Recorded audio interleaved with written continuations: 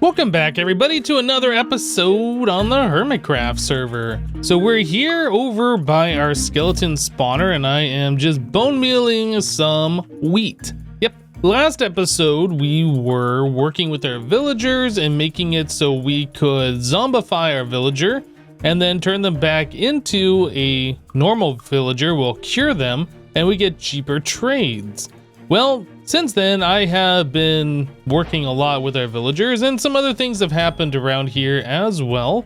But right now, I am interested in collecting wheat because our farmer villager that we had before, which took 20 wheat for 1 emerald, I have cured, or zombified and cured, I think 3 times is what it took.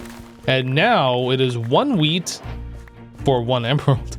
So it is pretty cheap for us to get emeralds now. I do know that there are the farmer villagers that will accept, what is it, pumpkins or melons for 1 emerald, which is probably the better way to go since that is fully automatable. But right now we don't have an automated farm for melons or pumpkins. I don't even think we have either of those crops. So that's not something that we can do at the moment, but we can get bone meal for free. You can see my armor's fully repaired. My tools are fully repaired. We now have a bow with infinity power 4 and unbreaking. Yeah, so I've been spending some time downstairs at our skeleton farm. And if you didn't see this, I did a live stream on the server earlier this week. And yeah, we put in some bubble elevators here and quick drop shafts so we can get all the way down to our skeleton spawner, right? And we can go back up when we choose to, which is pretty cool. I like this. Just the sudden fall is pretty awesome. So yeah, I have made some changes here. We did put in some storage. So we have a chest, a large chest available for putting bones in. And I guess I'll put this extra bone meal in for now. And then we have another section of chests over here for arrows. None of these other chests are full. I just kind of went a little overboard. I'm not really sure if we're ever going to need this much storage. And then over here is where I'm keeping our fixed bows. And then all of our enchanted bows I started combining. So we had an enchanted bow that had infinity power 3 and unbreaking 3 on it. And then we had a couple of other bows that had power 2. So I combined the power 2s together for a power 3. And then I combined that power 3 with the infinity power 3 unbreaking 3. And this is where we're at right now. So this is a pretty good bow. Yeah, I think we're doing really well. And all of that essentially was for free. So we only need to keep 1 arrow on us, or up to a stack, I suppose, because this bow should be able to reuse the arrows over and over again. Haven't shot that before, first time. I made the advancement, take aim. Oh yeah. I have also been working on our mending villagers. So we have mending on all of our armor. You can see that's the last enchantment on all of these. And pretty much the last enchantment on most of these. Yeah, so we are doing really good now on our tools and armor. Everything has been repaired. Like I said, everything will always pretty much stay repaired because of the mending, which is fantastic. Yeah, that's one of those early game things that you really want to rush towards. Nobody likes having to go mine and have to constantly repair their tools and armor and make new ones because your pick broke or whatever. So yeah, definitely something I wanted to focus my attention on early game, and I'm glad that we did. All right, so over here, I don't think I've made many changes since the last episode. I just pushed our zombie back. And then the 1 villager that we had traded for wheat, like I said, I have cured a few times and I have actually moved that villager out of here. So now we currently only have 3 villagers. I'm not sure why they're not breeding yet. They have plenty of food and there are 5 beds back here. I'm sure they'll eventually make new babies. We'll worry about that later, I suppose, when we need more. Oh, dang it. When we need more villagers. Turtle, you're in my boat. What are you doing? If I could be very gentle here, I might be able to get it out without hurting the turtle. Aha, there it is. Okay, stealing my boat. All right, F3B one more time. Cool. So over here at our main island, man, I got boats kind of piling up, huh? Let's get rid of these extra ones. Let's not leave these around, huh? So over here at our main island, I have set up a temporary villager trading booth area. So we got just a half block, half slab worth of space that we can trade with these guys. So this was our farmer villager. So currently 1 wheat turns into 1 emerald, and we have bone meal for free, so we can farm up emeralds really fast. So let's go ahead and do that. So there is a bunch more emeralds. I think you can get 16 at a time. And then these guys reset 2 times per day. I haven't actually tried farming a whole lot of emeralds off these guys, but we'll try that again. Okay. And then we can collect the XP just by walking up to them. Okay. Very good. Very good. So it sounded like he did a thing, but we're locked out. So we can only do that twice per day. Over here, we have our Unbreaking Villager, 1 emerald per Unbreaking book, 1 emerald per bookshelf, and 1 emerald per lantern. Our other enchanted book here is Punch 1, not very good. And then this is our Mending Villager, which I had to cure, I think, twice. The first time took it from 16 emeralds down to 1 for mending, but this one, the bookshelf trade, was 3 emeralds. I was like, let's just go and do it again. So we got him down to 1 emerald for the bookshelves if we want to make more of those. But yeah, we can get all sorts of mending books now for really, really cheap, which is fantastic. Awesome. Okay, so now that that's all done, man, I got all these extra wheat seeds on me. We got so many wheat seeds. I would make myself a composter, and I would compost these for bone meal, but we have so many bones, it just doesn't really make sense to me to do that right now. So I don't think we're going to. But yeah, the only thing that we're really missing right now on our armor, we're missing Aqua Affinity and Respiration for the helmet. And then we are also missing, what is it? Not Frostwalker, the other one where you can walk fast in water. I can't remember the name of it. Anyway, we're missing that particular enchantment. So those are things that we'll be working towards in the future here. All right. And I guess I'll put that up for now. And I left a whole bunch of stuff in my inventory. Well, anyway, I'm going to go ahead and clean some things up and we'll be back, guys. All right, guys, so I think we should take a look around the shopping district. We haven't really taken a look around here at all.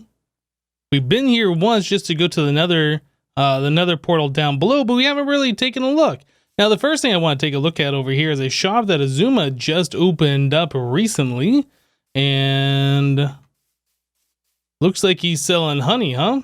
Got a bunch of angry bees around. All right, let's take a look. What do we got here? Got a hive.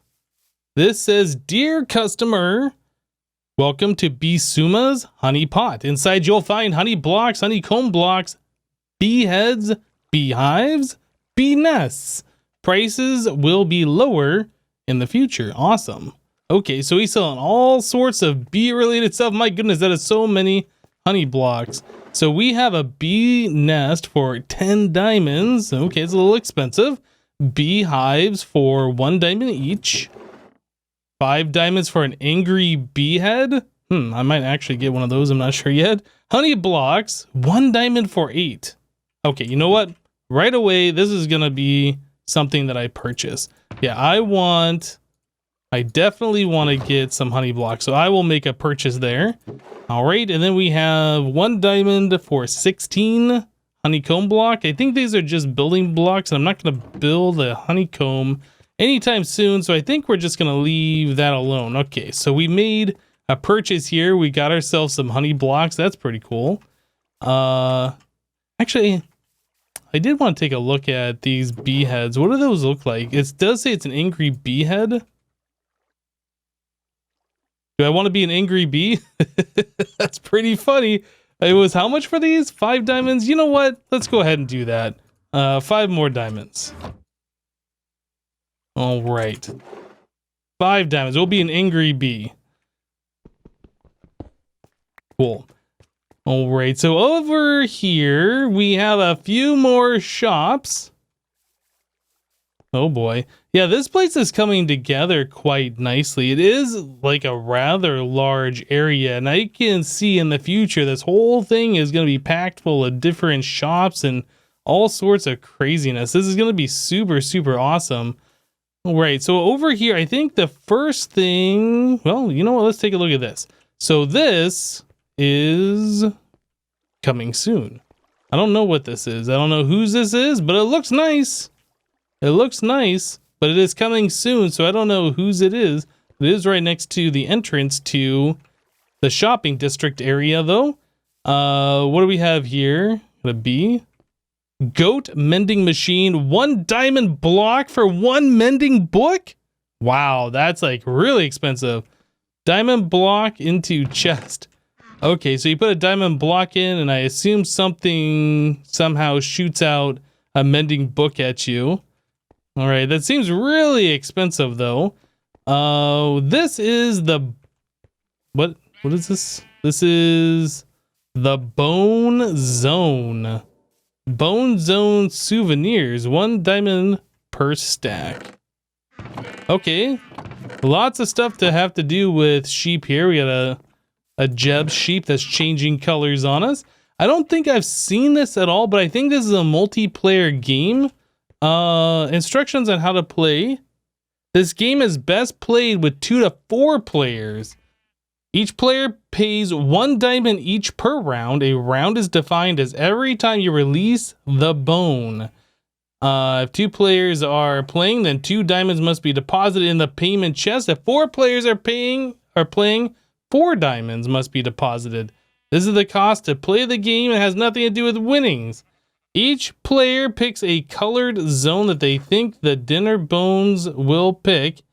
A wager is made between the players. Okay, so really it seems like you gotta choose which area you think your sheep's gonna go to. You gotta pay to play, and then you do a side wager between players for the winnings. That seems pretty cool. That might be something we check out in the future sometime when we get like a crazy amount of diamonds. So this is, what is this? This is, welcome to Impulse's bedrock breaking service. For a small fee of 10 diamonds, Impulse will break a block in the nether ceiling wherever you like. Just leave your order on the next page and deposit 10 diamonds in the chest on the right. Thanks for your business, Impulse. Okay, so if I wanted bedrock broken next to my portal, I would imagine, so I can get down to the nether proper by my portal, this would be where to go. That might be something I'd take him up on. Yeah, 10 diamonds for breaking bedrock? That seems pretty reasonable. Moving right along, I don't think I'm supposed to show this shop, so we're just going to leave that one without going in for now. I think that was just brand new. What the heck? Those weren't there a minute ago? Got somebody hanging out over there. So this is what appears to be a bookstore. Mending books. Mending 5 diamonds per book. Wow, there's a lot of diamonds in here. Depth Strider. Oh, you know what? That's what I wanted for my feet, wasn't it? Right? We need Depth Strider? Yeah, that was the enchantment I couldn't think of earlier. That is 6 diamonds. All right. You know what? I don't have Depth Strider. I need it. Let's go ahead and buy it. Depth Strider.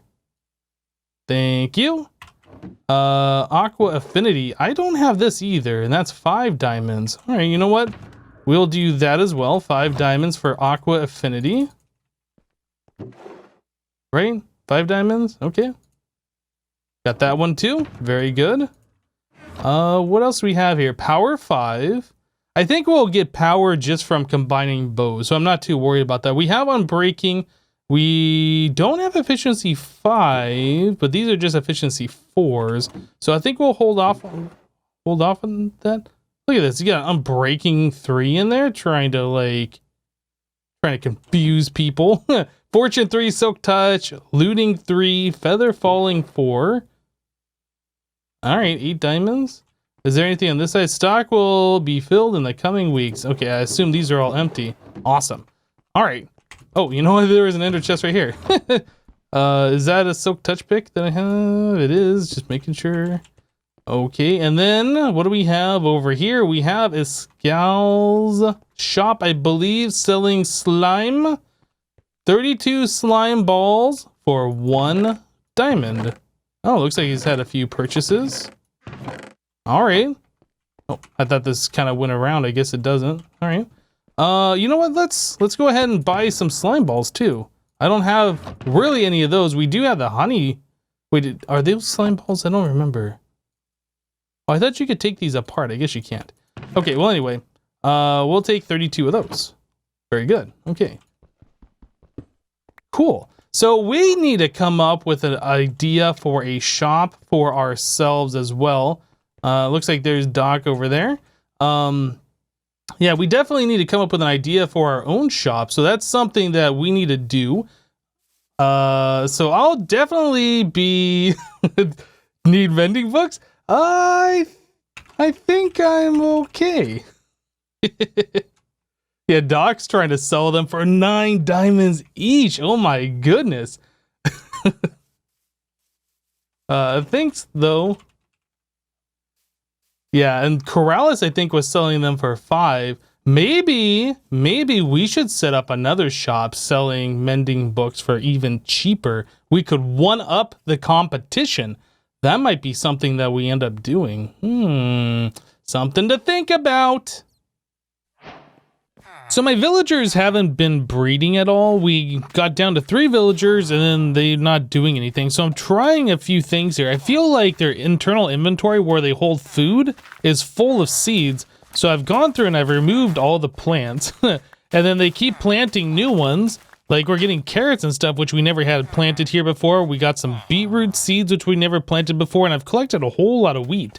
Yeah, I think with the way the villager breeding works is they put food in their inventory and at the end of the day or beginning of the day, they share it with each other. And then when both participants have food in their inventory, they're happy and then they'll make villager babies, I guess? Well, anyway, I feel like everybody's inventory is full except for one of these villagers.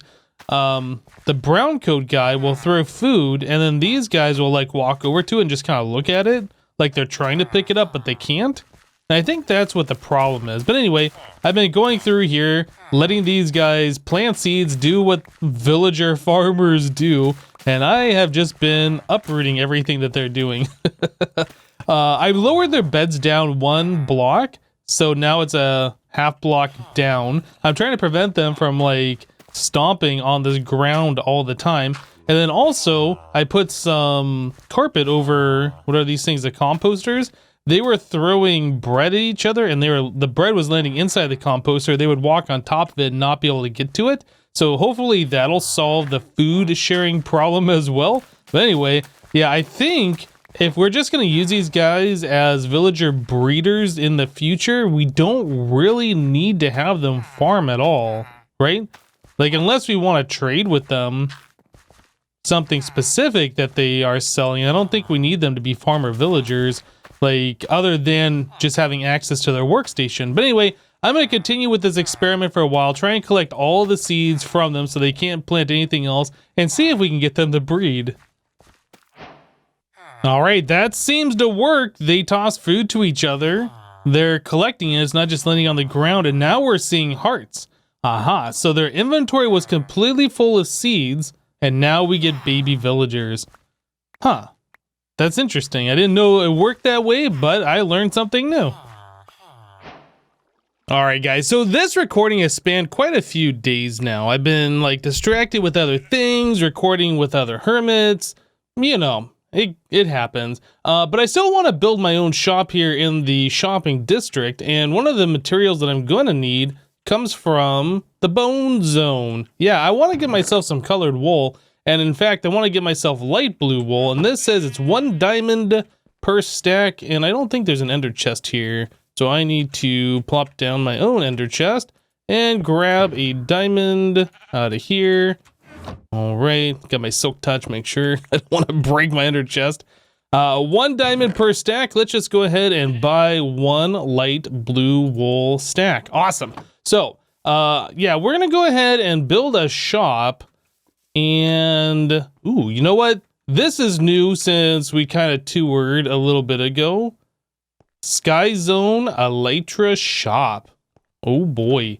Oh, I guess it's up here. Okay, so I wasn't sure if there was like a inside. No, it's just a little platform up here. Okay, limit 2 Elytra per player. Each Elytra 25 diamonds.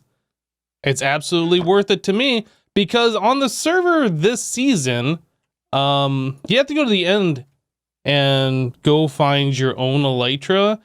In previous seasons, there was a data pack on the HermitCraft server where you killed the dragon and it drops an Elytra, and that's not on this season. So it is quite a pain to have to go and do that. So I am gonna actually purchase an Elytra. Thank you, Jevin, for that. That's awesome. So we'll have to put mending on there and unbreaking and make this thing really good. But yeah, we got ourselves wings now. I'm not sure if I'm gonna buy a second one. We might go out to the end and farm up our own and just kind of do some exploration and get stuff out there that we need anyway. But yeah, that's awesome. Okay, so now that we have an Elytra, 25 diamonds, man, we just keep spending all sorts of diamonds. We need to get diamonds ourselves. We need to buy a plot of land also. So if I remember correctly, it was 100 blocks of space that you can purchase for 1 diamond block. Let's take a look again. Dear Hermits, suggest you to build a shop, pay for your use. The pricing is 100 blocks X and Z for 1 diamond block. So it's like you're buying actual blocks and then you can build as tall as you want is what this says for 1 diamond block. So 100 blocks X and Z would be like a 10 by 10 or a 5 by 20 or something along those lines. Let's go ahead and buy ourselves a plot of land. Buy more diamonds. Hopefully, if this works out, we'll be making a whole bunch of diamonds here. I want my block on top. Up here. Boop. All right, so there we go. My diamond block right there.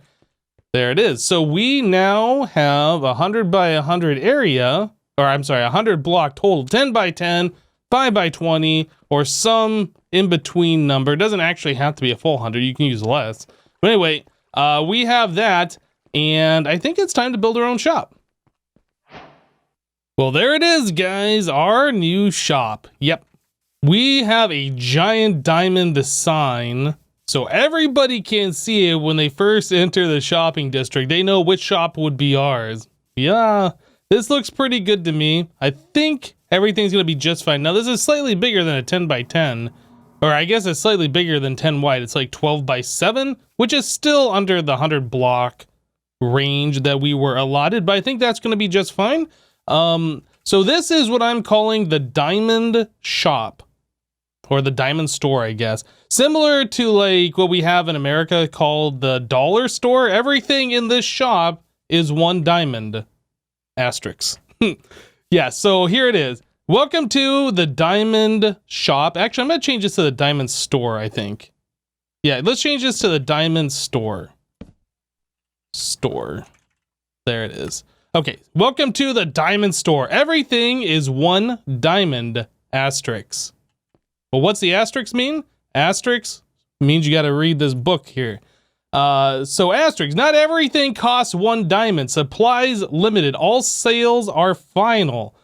The 1 diamond price only includes the very first purchase of the selected item per customer per season. Items after the first purchase, 1 diamond block, unless otherwise specified. Limited lifetime warranty on all items from cashier to front door. By reading any part of this book, you have agreed to our terms and conditions. You have also agreed that any disputes with the diamond store or its owner will be handled outside the court of law by an arbiter of our choosing when we feel that it's convenient. We hope that you have a nice day, the diamond store. And then on the very last page I have, please return the book to the first page.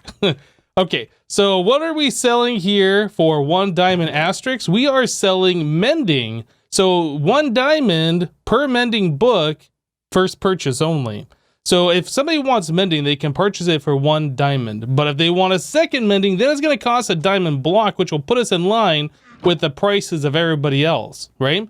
Over here, we also have what I'm calling our bargain bin. This is like things that are always going to cost 1 diamond when we have supplies in stock. So if you want a phantom membrane, that's 1 diamond. 16 blocks of redstone will be 1 diamond. 4 pistons are a diamond. Unbreaking 3, which really isn't that rare, I guess. That's all 1 diamond. If you want that, 1 diamond each.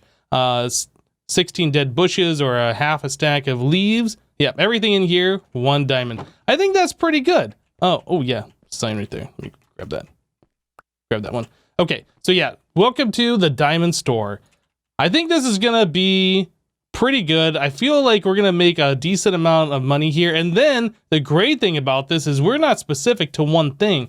So like for instance, the Elytra shop over here, they're only ever gonna sell Elytra. Here, we can change our stock. We can add new things all the time, change what's in the bargain bin, kind of get people to want to come back and check the latest supplies. I think we're gonna be doing pretty well here. But yeah, that's our new shop. But anyway, guys, I think that's gonna just about do it for today's episode. Our villagers are reproducing like they should. Yeah, we got plenty of new villagers in there. We're getting a good selection of the brown coats and the, I guess, the desert villagers. I'm still not sure why they changed from one to the other. I don't know. Is it just random? Is it because part of this was in a forest and part of it was in an ocean biome? Like, I really have no idea. I find it kind of weird, but you know, whatever. It'd be cool if, like, when villagers breed, they just randomly turn into any of the different style villagers. I don't know if we'll see any other ones, though. But anyway, guys, that's going to do it for today. Thank you guys for watching. Remember, leave a like on this episode if you liked it, and we'll see you next time. Thanks for watching, guys. Bye-bye.